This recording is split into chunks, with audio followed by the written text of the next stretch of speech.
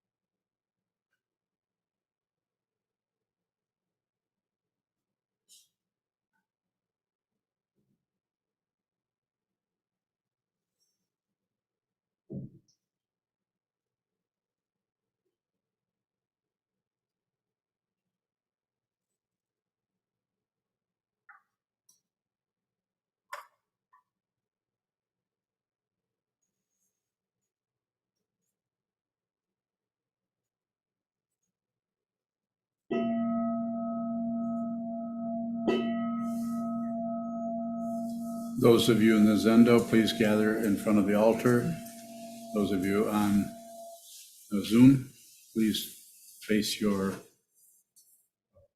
computer screen, if you would, please.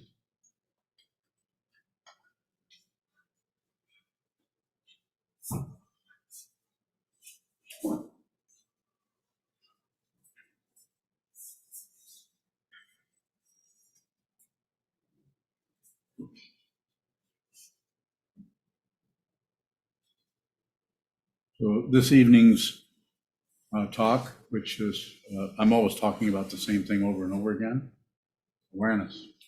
That's what I'm encouraging you to strengthen your awareness. So this is a talk title is Awareness of People's Phones beeping in the Room. Was that the talk title? Oh, it's the air conditioners, the culprit. What's the title? Not, yes.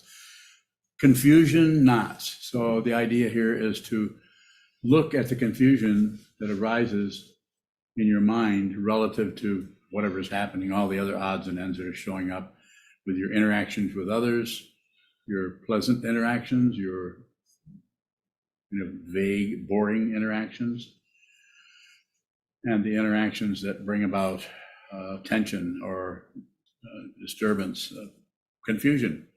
And what is being recommended is, rather than look for the cause of the confusion, which is what we usually do, who's doing this, why am I feeling this way, all the why questions, what is being recommended through the sitting practice of meditation, that you are training yourself to see what this is fundamentally.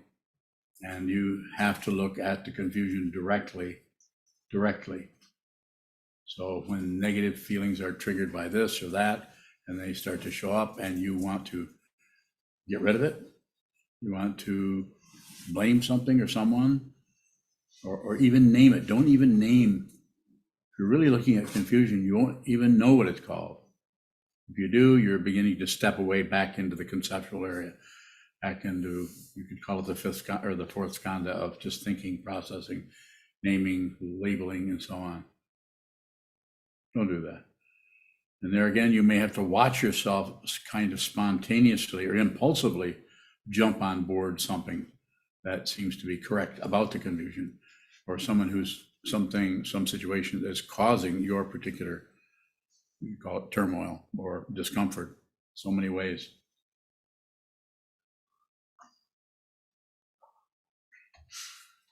Everyone's working with a different form of this. Everyone is working with confusion in different ways. If you were to compare notes, which I do not recommend, I recommend that you be responsible for the confusion itself, rather than coming out about it and trading secrets about how to handle confusion. So I can receive questions about that or about anything that you want, but I can also say a little bit further, I don't know how else I can emphasize this more so that it might possibly help you, is that anything that arises, if you do anything with it, this is why you're training yourself by practicing something like shikantaza. This is not a practice where you stabilize your mind with shamatha practice or resting in tranquility. Not that that won't happen, just in the natural course of, shall we call it, events that happen when you sit down, hold still, and observe. You may immediately go into what could be called calm abiding, Tibetan word, or I think it's called shine or shamatha, resting in tranquility. Call it whatever you want. It's about conditioning yourself to just hold still and don't do much of anything. Actually, possibly even intercept the thought process with labeling thinking, returning to the breath, labeling thinking, returning to the in-breath and out-breath, or just one of them, mainly the in-breath. This is a practice I practiced for a long time, several decades, quite a bit of it. So I'm very familiar with what I'm saying when I say practice shikantaza. You're ready for that. If you're not, we could talk about it, and I might have you practice or recommend that you practice one of those other forms. Even creation completion practices in a simple form like White Tara, deity yoga. Maybe you need to relate to that. And what I am recommending to you is keep it as simple, as radical, and as minimal as possible, which is hold still, sit symmetrical, not a bunch of instructions here, and observe whatever is moving in any of the sense fields, including the mind. Just observe. And if you add on, subtract, divide, judge, then just observe that. Convert everything that's moving into what? Just receive it, just observe it. Just observe, keep it very simple. If you have just observe it, then if it starts to turn into another shape, another texture, another emotional dynamic, you will be right there watching it do that, because you are watching what? The movement. You're not in there trying to stop it necessarily, though that may happen. That may happen for several months, possibly years. You're all bringing into this Zendo, into this meditation hall, onto this Zoom screen, you're bringing centuries and centuries. I have no proof for this. I don't need proof. Let the scientists take care of that. You're bringing an endless time of karma piling up and downloading and piling up and downloading into lifetime after lifetime after lifetime. Just observe this. It is about awareness, not about getting to another higher state of mind. There's only mind. If you think there are states, then you're building a ladder that doesn't exist. There's a ladder that only has one rung, and it's already rang.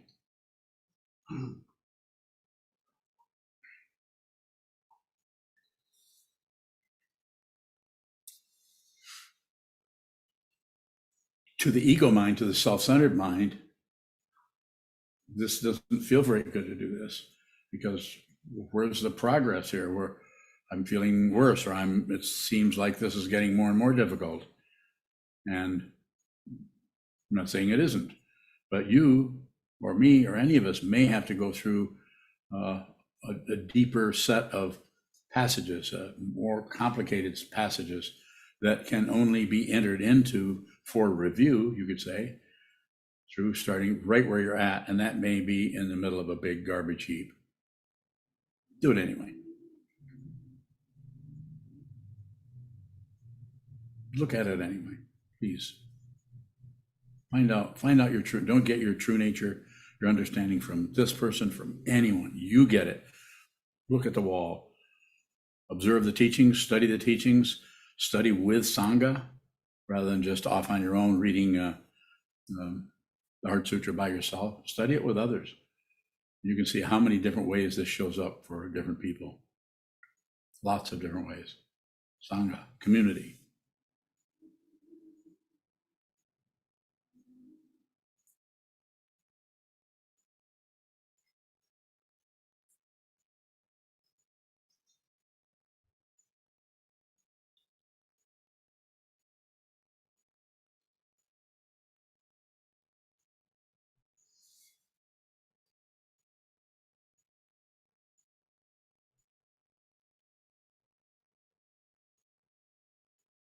This can be done.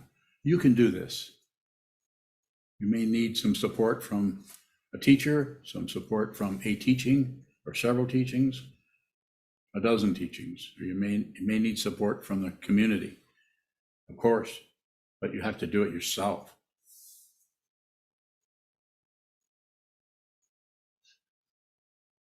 And if you do it yourself, you'll see you're not separate and never have been from the teacher, from the teaching, or the community. The separations you imputed or caused or conditioned or fed or nourished, unreal.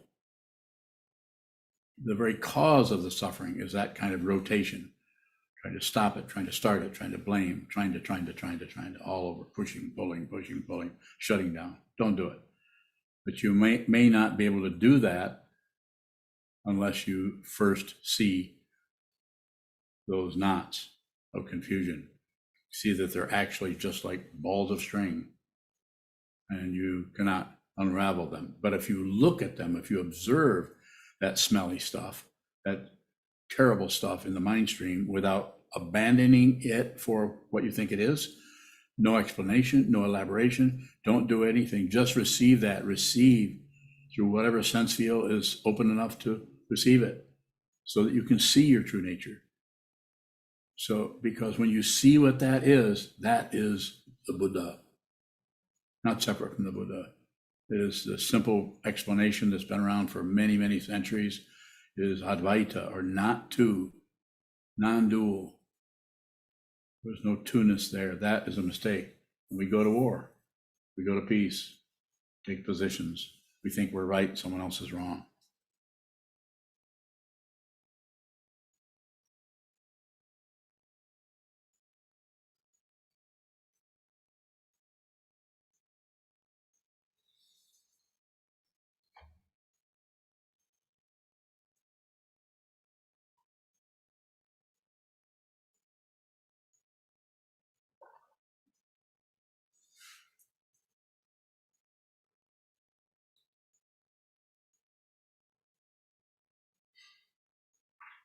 It's actually true that you can look, observe the confusion, and as it starts meandering towards you with its threatening emotions or feelings, receive that. You can do that. Sometimes it's called bravery. You're going to be brave. You're going to do this. That's if you understand what not only I am saying it, other teachers down through the centuries have been saying. Realize it. You have to realize it yourself. There's nothing here to believe in, nor to disbelieve in, nor to ignore.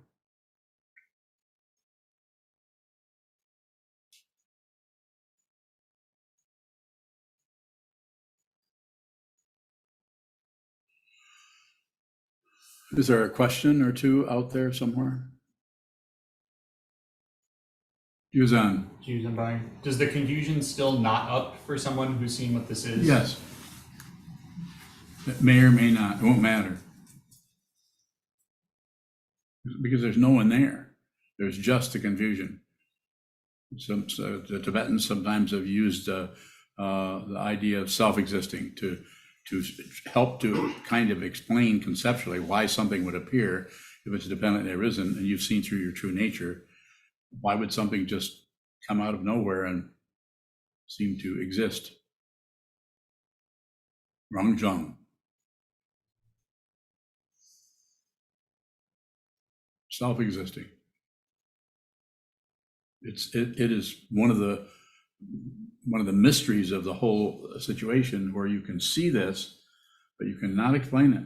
You can see this, but conceptualizing it is very, very difficult, because the concept, the fourth skandha that thinks and thinks and thinks and calculates, concludes, is not really empowered to do this on its own. It has to do it with everything.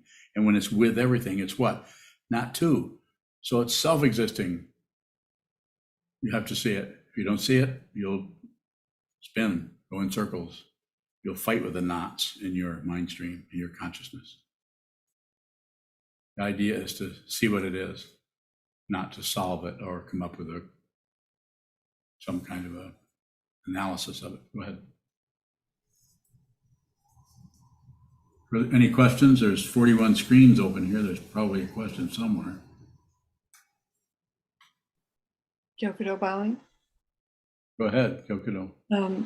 Is when you say it's a knot, is this a bunch of beliefs, or something like our complex or neurosis that we're looking at? Yes, it's just we believe certain things are true and other things are not true. This shouldn't be happening, or we're not to blame for this, or someone else is to blame, or perhaps I'm to blame. I'm a terrible person that can't catch on to anything. Further substantiation or belief in a self that is aligned with a body-mind situation, that we think we're somebody real going somewhere. The body won't vanish, just the identity part will be seen through, that you are not separate from anything, including your body.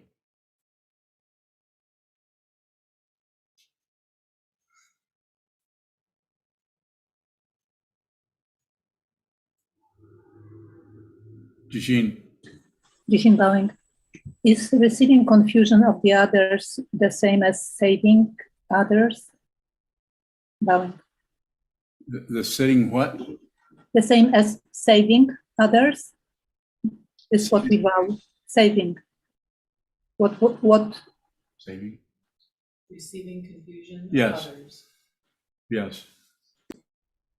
There's no particular completion there, so it's not a project you're going to work on. Aha, look at all the beings I've saved.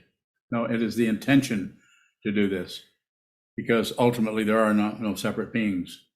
There's just this, and it is not separate from anything. And if you see it, your thinking process will come to a halt. That doesn't mean that it won't start up in 10 minutes, but it'll start up again situationally. Sometimes it is very necessary to think and produce concepts, and maybe long lines of phrases. But it happens in a situation, not out of the paranoia or the grasping or the rejection, passion, aggression, and ignorance, hope and fear of the so-called self-centered mind, the ego mind. The common way of talking about this is consciousness only. But the consciousness is not a being. Also, it is not separate from beings. More? Gyokudo.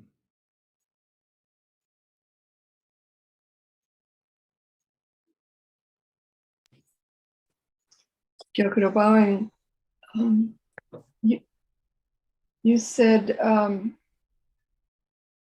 when it's with everything, it's not two, and therefore it's self-existing. I'm having trouble understanding that. That's it. It's impossible to understand. It's mysterious. It's impossible to understand in the way you're trying to understand it. More than likely, I'm not accusing you of anything. I'm just saying you don't have to understand it in the conventional sense. It is something you see, you look at it, not just seeing, not just eyesight, but you perceive through all of your senses, including the mind. Just because your eyes closed doesn't mean the mind's, you can see with the mind. If someone happens to be lose their sight or go to sleep, it doesn't mean they lose their ability to see. The ability to see might be even stronger. This one will fool you because it looks like something else is over there.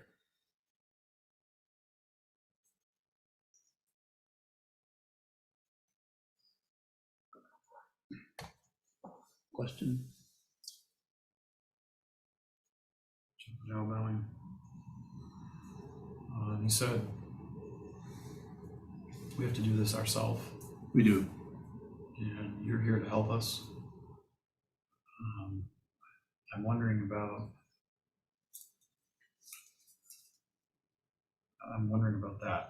How much do we offer to you of our confusion, so you can point it out, even if it seems disrespectful to the teacher sometimes? You already know that, but thank you for asking on behalf of others. You know exactly what that is.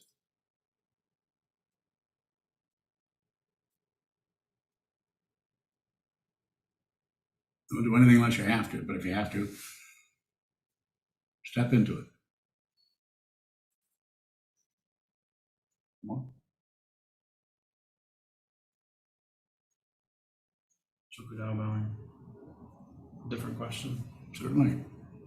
When you say just observe, who or what are you saying it to?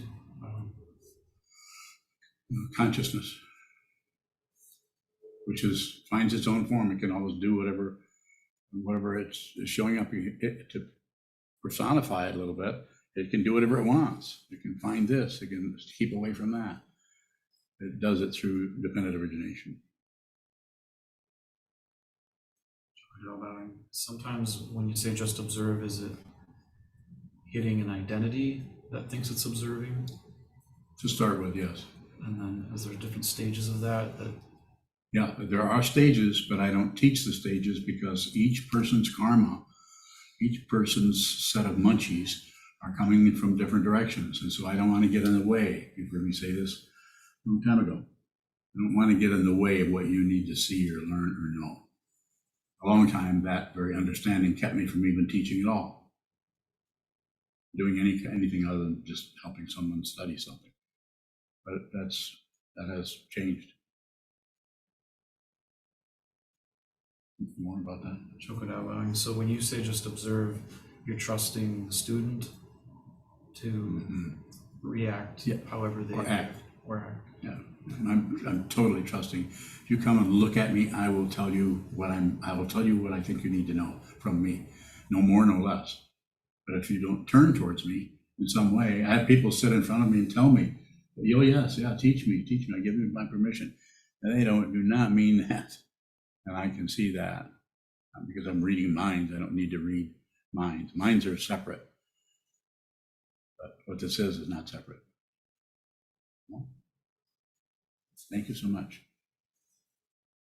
Did everyone hear what Eric's soft-spoken? Did everyone hear what he said? Monica went like this.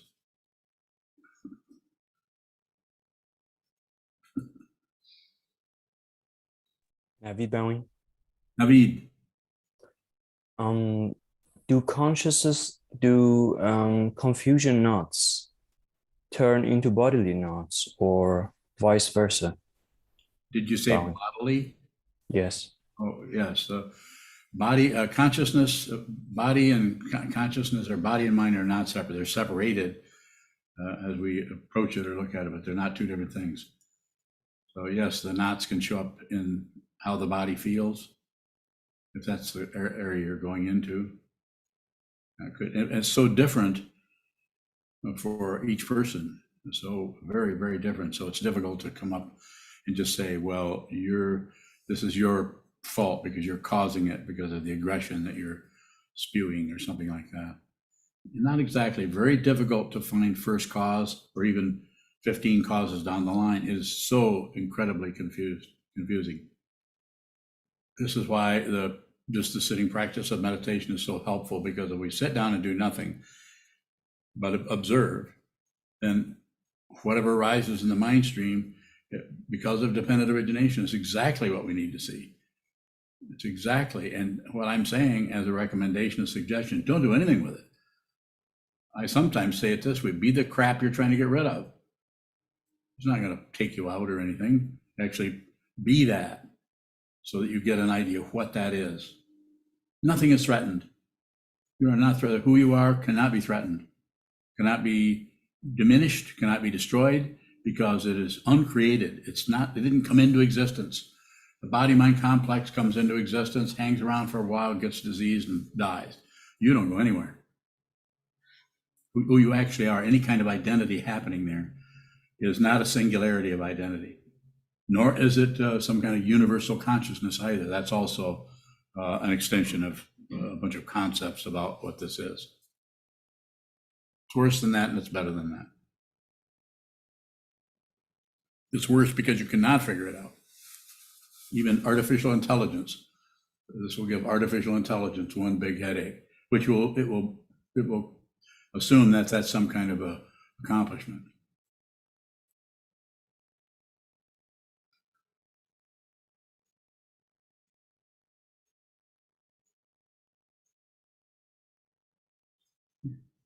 Sir. Andy Bowing, do we have any obligation to protect others from our own confusion? I would say it's a relative thing. I would say some. The more you practice sitting meditation, the more clear you will be about how the whole idea of blame or cause and effect actually works. As you get closer to what that is, you will see how impossible it is to blame anybody for anything. That doesn't mean you don't step in and stop somebody from doing something that is harmful or destructive to another person. There'd be less hesitation there, because you're not into second guessing anything anymore. You act directly on everything, because there's no one acting but consciousness.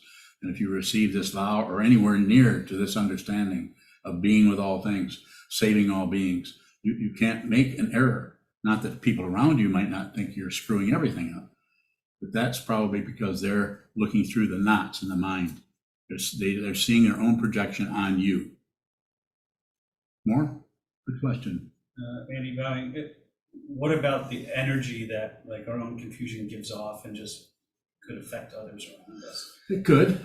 Well, shut your mouth then. Stay in the closet. Close the door. All right. Yeah. Leave people alone. Stop hurting people, Andy. No, I'm not. I'm saying what you're referring to there, I don't think, it would be different with each person. Anybody that can even ask such a question is already, it's telling me you're very, very aware of your dynamic. You are very aware of your own negativity, and looks like you're pretty responsible. In your situation, I know you fairly well, and I don't need to read minds. There isn't anything but mind. So you're unlikely to harm just by being yourself, being around other people, even sharing your feeling of dismay or distress over your own emotions, let me say it that way, or your own things that come out of nowhere and say, boo. Ever had any of those? Mm-hmm. No. It won't matter. If you see what it is, you don't have to fix anything. That's what I'm trying to address. You actually can be the crap that's been rising in your mind, because it's not separate. The identity is no longer encapsulated in a personhood or a series of descriptions about your neurosis. That doesn't mean your so-called neurosis isn't fluffing up all over the place, but you are unconcerned. Not because you're ignoring it, not because you're explaining it, not because you're getting rid of it or have hopes that it'll disappear, but you actually see that it is unreal. How you explain that, I don't know. You have to see that it's unreal. If you see it, hallelujah. So it's that kind of a success. I mean, it's success. You can't brag about it because nothing has happened. If something has happened, we're talking about relative truth. But if nothing happens, you're not suffering from anything anymore. You're actually looking at it. And this is possible for everyone here. Otherwise, you couldn't be here. You wouldn't listen to this. You will go play a shuffleboard or something. Go bake something.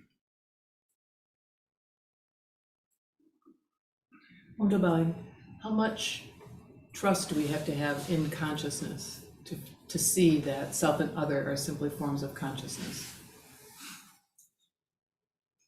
So I think the trust shows up on its own just because you continue to return, continue to look at it, continue to have your own observation of whatever arises in the mind. You're not objecting to it, not agreeing with it, and you're not closing it out. Or so over time, it's the practice. That's why it's necessary to do that.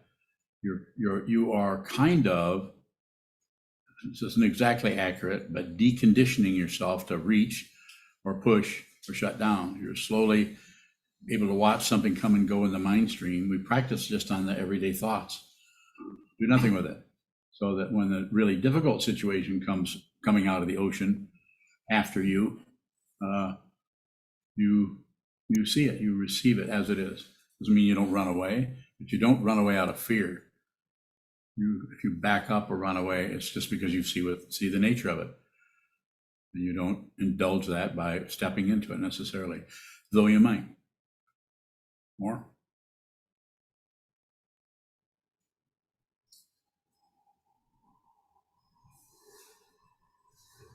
Senshi Bowing, do we need to know what consciousness is? No, I don't know what it is. I kind of know what it does, but so do you. It seems to be the area in which thoughts arise. And then they settle down. And then if you're looking at something, then it comes through the visual consciousness. But if you're hearing something, then it comes through there. If you're smelling something, tasting something, thinking something, it's finding the form it needs in your consciousness by showing up as a red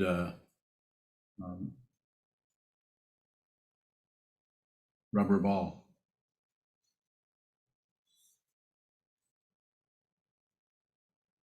Senshi Bowing, a few weeks ago, you said something that stuck with me.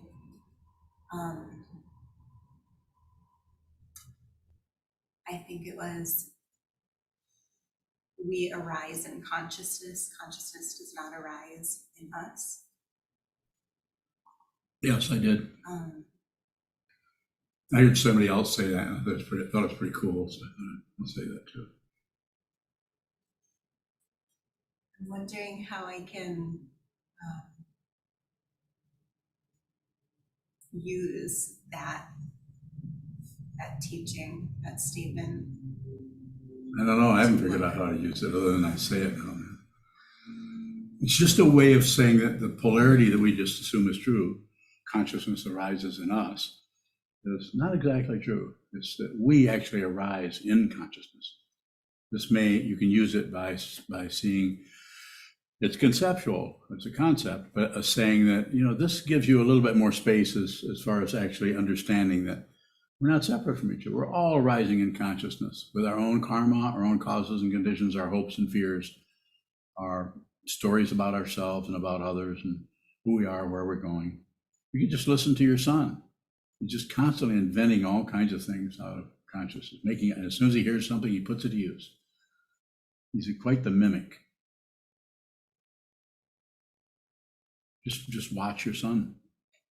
Just slowly become a separate being. Right now, he's not so separate. He's only 4 years and 9 months, something like that. More?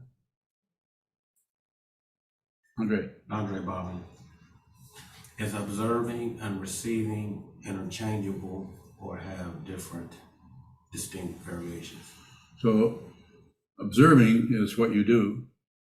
That's the practice, just observe. Sit down, hold still, just observe with all the sense fields open. And the attitude is to receive. So what you're doing is observing the clouds, the fish, the thought patterns coming and going.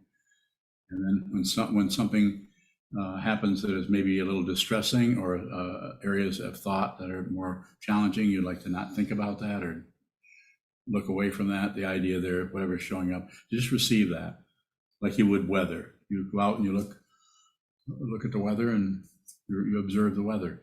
Could be any number of things, but when hailstones start falling, you wouldn't do that in actuality. You wouldn't stay out there, but the hailstones of the mind, they need to hit you. You can feel that. So you have that happen because of dependent origination.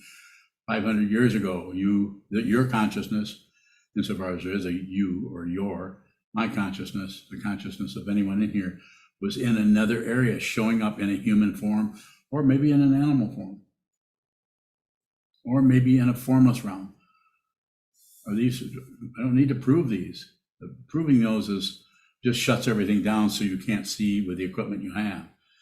So people that talk about proof, and the sad part of the human condition is that we look for proof.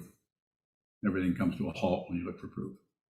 You don't need to look for anything other than what's right in front of you. Everything you need to know is right in front of you.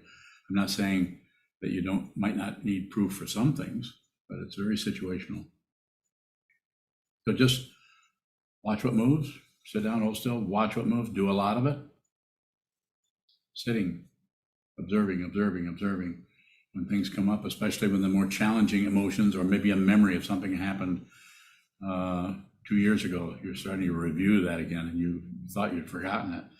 Then the recommendation as far as observe and receive, the one there is to receive that, just receive that. And as you're observing it, but then the attitude is as if you said to yourself, I'm come and get me kind of thing. Not a challenge, but just let me receive that. Let me receive whatever that was. Maybe for the first time in your life, you've actually gone into a memory and received that, what actually happened in that situation. You might notice there's some things there that you've been kind of blocking out. You don't want to acknowledge that happened, but now you're going to go back and review that. Everyone's going through their own form of this on some level. It's not exactly therapy, but it's also not therapy. It does have a therapeutic functioning there if you can actually completely do it. Just receive. Yes, sir. Sir, Shodo. Shoto bowing.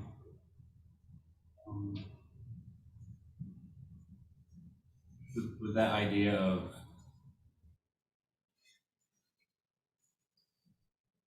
with what you were saying to Andre, it makes me wonder, do we have to process our memories or things that we've been covering up? Do they have to come up and do we have to receive them? No, I'm not, don't go into it like that. I'm not saying a therapist couldn't or a psychoanalyst, maybe they could, but, hello. But your situation is to, the way I'm referring to, talking to Andre, it's just a matter of receiving it. You don't have to go and dig it out and try to get information out of stuff that happened to you in the past, if that's what you're referring to. If it comes up, take a look, receive it. If it tends to turn away as you're receiving it, then you might come on, no, I need to receive more. No, you don't. Because there's a subtle wish to control things and have it your way, and you get to be the one who discovers this kind of thing. It's worse than that. It's better than that. It's worse than that because you can't figure this out. It's better than that because if you see what this is, you're liberated, and no one can ever put you in a prison again. You can't even put yourself in a prison. There is no prison. There are no bars anywhere. There's no walls of the mind. You have to see it. If you see it, you don't want anything. There's no demand for anything else at all. Even the things you want, you don't demand. Say, well, I would like to have breakfast. No demand. I would like to have a particular, in my case, a particular student stop adding on to their passion, aggression, and ignorance, and start practicing more. But I'm not going to demand that. I'm not going to say, I have said to people before, you need to sit more, try to add on a minute a day, add on, that adds up. At the same time, don't add. But it's necessary to do that, but I can't, I have to be respectful as a Dharma teacher or as a meditation teacher. I have to be respectful of everybody's confusion as it appears to me. I can't just go in and shove things onto you.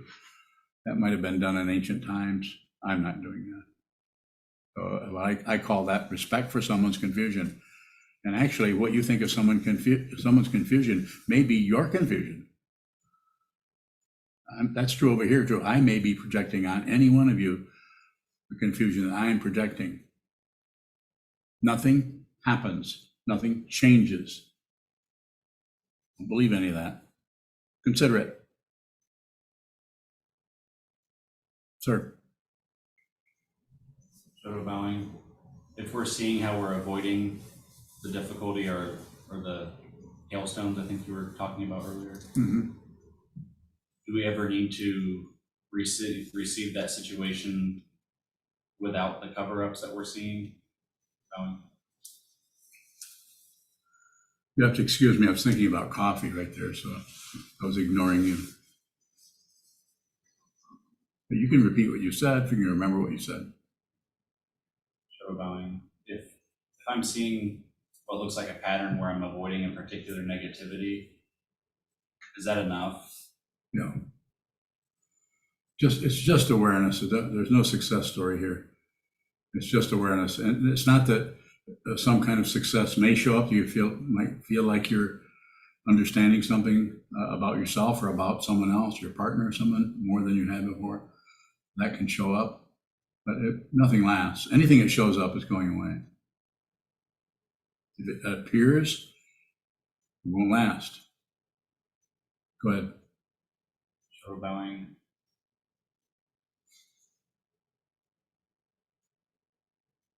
If we see that we're covering something up, is that not seeing the situation directly?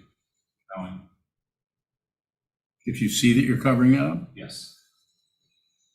more than likely, you see that you're backing away or you're ignoring something. I'm not sure if that's what you wanted me to respond to or not. It looks like you would already know that.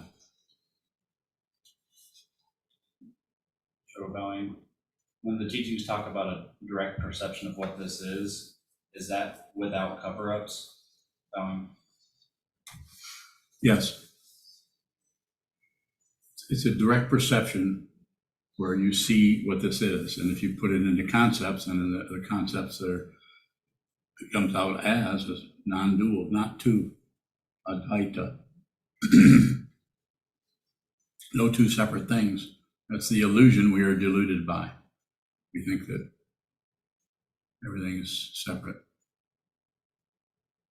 If you see that you see what this is, it may still, probably will still look like an illusion, but you won't be deluded by it, thinking that what is in front of you is somehow real.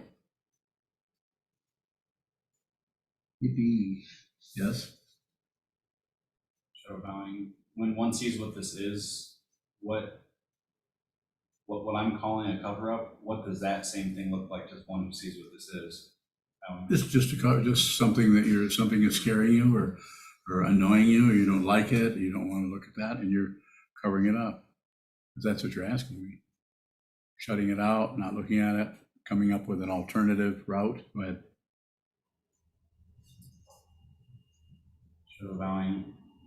What's the difference between a cover up for someone who doesn't see what this is and one who does? Person who is covering things up without knowing that they're covering things up. And then the other one is someone who's covering things up, but is aware that there's a cover up going on. It usually won't last. It might show up for 30 seconds, and it will come apart. Just because of the force of dependent origination, human beings have been showing up and disappearing, showing up, life and death, life and death. This happens to the Dharma teacher also, or a true teacher. This will show up for them also. It's just that it doesn't have any duration to it, because it can't get its teeth into it because there's anything there. But the fangs will still show up because of karma, because just like these ears are here.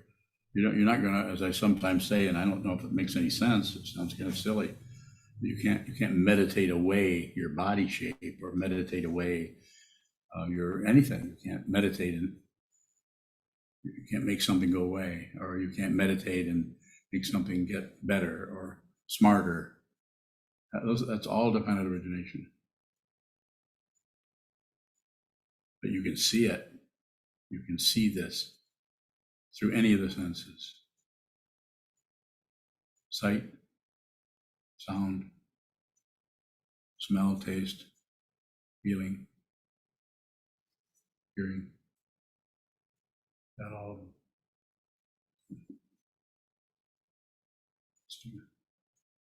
So take a couple more.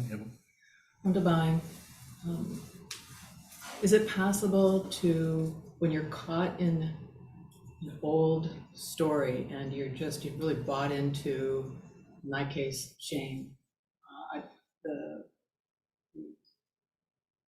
ego, the ego story, is it possible to both be caught in it and receive at the same time? That's how it's done. That is exactly how it's done. You actually observe yourself being caught in it. But you don't get uncaught. Now we're right back to relative truth. You actually are the caught. You are the consciousness is caught. Go ahead. What about, can you see yourself, can you continue to receive as and fuel that story? Not for long. But there needs to be some kind of something happening that is where you're actually receiving that, and there's a sense. I mean, I'm going to use the fancy word here. There's a sense of humility that you receive that. You have a willingness to not fight or cover up or make excuses for what is arising in your mind stream. So you might not call it humility. No one else might think you're humble at all.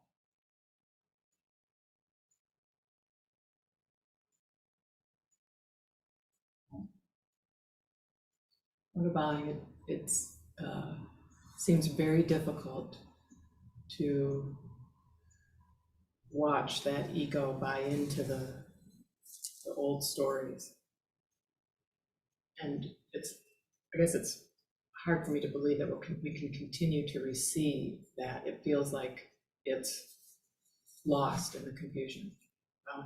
It's awareness. may have to be lost.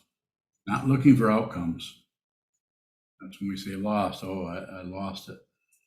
We're looking, what are we looking for? The truth. And what is the truth? Nothing is separate from anything, anywhere. Never has been, never will be. But the illusion of separation is incredibly powerful. I have no proof for what I'm saying. If you say, how do you know what you're saying? You're saying you're laying a lot of stuff out there. How do you know that? I'm looking at it. That's how I know. Not just this, but this. Mind stream, consciousness. Those, at some point, those sense fields don't keep separating. More? What about, so then is the path being lost in the knots? Yeah, it can be.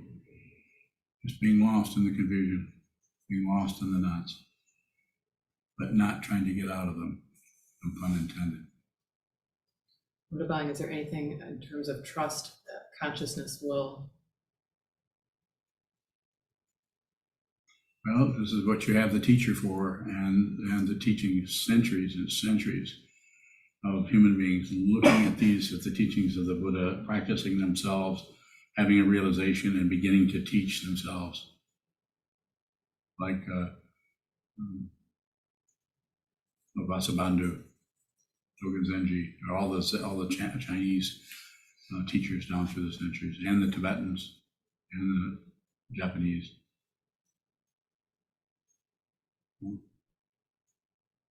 So is it possible to be lost in the confusion, receive and trust the path? Yes, but the trust doesn't have someone who's trusting. The trust is just trust. It's just this is what the word faith is in the Mahayana, or in Buddhist teaching, is complete faith. But no one who has the faith. It's just the faith. This is how you get lost in the faith. And this awakens in you by what? Watching what comes and goes and comes and goes. What comes up in the mind and what passes away, and what shows up and then passes away. Shows up and is threatening, but then it doesn't last because you just continue to look at it. When shame comes up, don't stop the shame. That's just more self-centeredness, trying to not be ashamed. Or when pride comes up, trying to not be proud. Just be whatever shows up. That's it. Just receive that. And if you just receive it without comment, without conditions,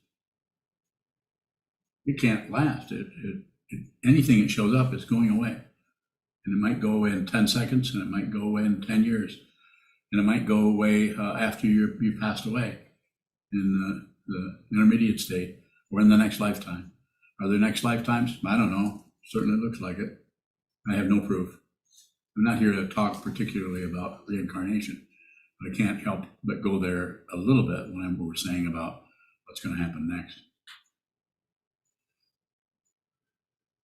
Anyone on Zoom that has? Go ahead. Go ahead. Is that me? Go ahead, Yuhong. You often say that it's brave for us to receive. How can I understand the bravery without arrogance? Bowing. I wouldn't worry about the arrogance. Just that you see that there's something showing up as arrogance, that's enough. It's about awareness. It's not about not being arrogant, being humble. It's about whatever shows up. So I think you're doing fine. Just continue. Most important recommendation I can give to you: return to the Buddha, the Dharma, and the Sangha, which you already know about, and then face the wall. Sit down, face the wall, or face the closet door, whatever it may be. Just watch something where nothing is moving, and then notice anything that moves in the eye mind, and anything that's moving in the ear mind, in the tongue mind, in the feeling mind. Just watch the movement in all of those areas. Thought processes coming and going, thinking not thinking, shutting down, opening up, analyzing something. Just let it do whatever it needs to do and just observe it. And don't worry about arrogance. Thank you. Bowing. Welcome. Anyone else on Zoom? Shin bowing. Yes, go ahead. Is karma created by the ego? Bowing. Sure. Does ego create in this way the continuity of life? I wouldn't get too fancy about it. But yeah, you could say there's an imaginary continuity happening there. What is it you want to know? Because that sounds like there's something else you want to know about and you're trying to use to control something. Yes, I would like to know something else. We were talking today about, sorry. You fall off your stool. We were talking today about true self, the true self revealing itself as life. Is ego a part of this process? Yes. Yes. You can't find anything that isn't a part of everything, including ego. You don't have to get rid of ego. It's an illusion. It's unreal. So therefore, it can do whatever it wants. But you may need to see what it is and what it's doing if you're interested in working with your own suffering or that of others. Is it ego that makes life as we know possible?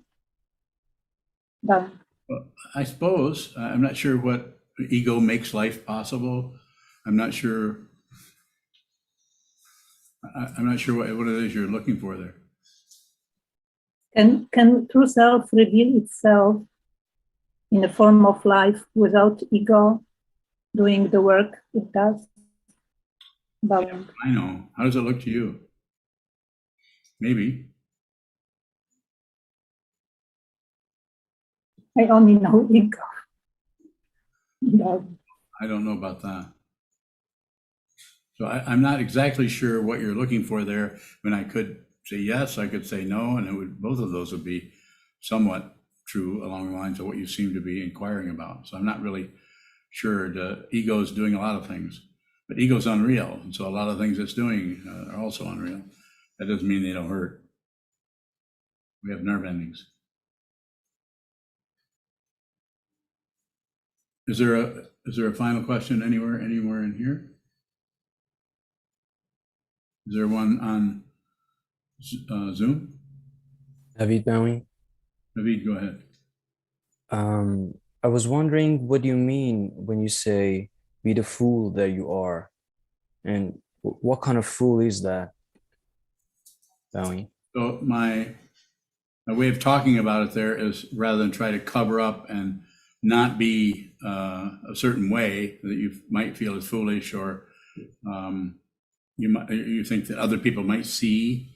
So trying to act more, I don't know if you call it civilized, which isn't a bad idea, but it's the idea of not having some kind of connection with the very thing that you would like to get rid of in yourself. You'd like to not be this way or not be that way. And I would say spend some time, especially on the cushion, just receive that, look at it closely.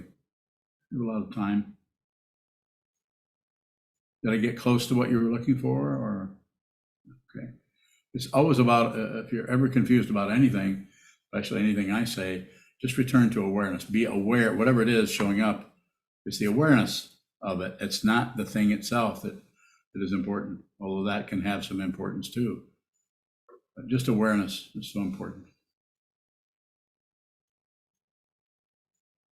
Okay, very good. Thank you so much. We can close. We will return to sitting until we start the evening service at 7:40. Thank you.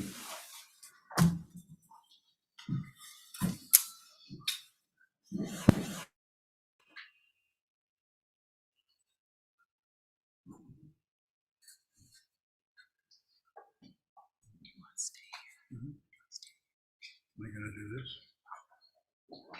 Right now, it's the doji. Right now, the doji's going to.